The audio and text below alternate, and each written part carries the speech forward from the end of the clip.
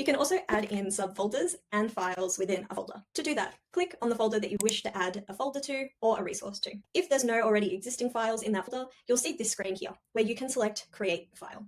To create a file, click on the purple button here, select the resource that you wish to create, and then you'll see a pop-up come up where you can choose your class that you wish to create the resource for. You can choose from an already existing class, or you can create a new class. To do this, just type in the class name, select the year level, and then select the curriculum relevant to that class. For today, we're just going to select an already existing class. Once you click Next, you come into the Learning Objectives screen. This is where you can either search, and you can select them from this view. You can also select skills by clicking on the strand and relevant substrands, and then selecting any skills that appear below. Once you're ready, click Next. Then you can select the number of periods that you wish your lesson to have.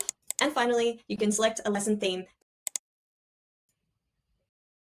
Once that lesson gets created, it's ready to be edited. You can go back into your folder by clicking the back arrow up the top here. And now you can see that this file is already sitting in the same folder. We can also create a subfolder by coming up to the top and clicking Create Folder. This provides a pop-up where you can enter a folder name and then select an image that's already been suggested, or you can search for images through the search bar, or alternatively, you can also upload your own image as well.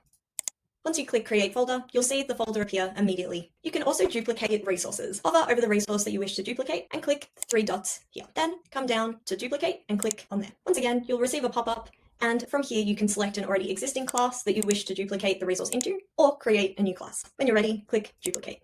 Then you'll see that that entire file has been completely duplicated into another lesson. You can also share resources as well. To do this, hover over the resource that you wish to share, click the 3 dots, and then click Share. Now, all teachers that are already within your workspace will have access to this file. However, if you wish to share a link directly to your students or to a teacher, you can also do so this way. To share with your students, just click on the Copy Student link.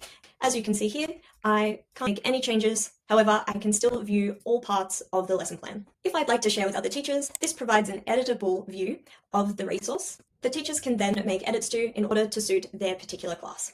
Assessments can also be duplicated. If it's an assessment that has already been completed, such as this resource here, you can identify that it has been complete because you can see that the time is non-zero, and you can also see that it says complete in this box here. If I click on the resource, I can also see all of the data from the students who have completed this assessment previously. However, if I duplicate this assessment that has already been completed, it will create an entirely reset assessment. Once again, I can select the year level or create a new class. Now that's been duplicated, I can see identifying 3D shapes has been created here, and I can see that it is an entirely duplicated and reset assessment.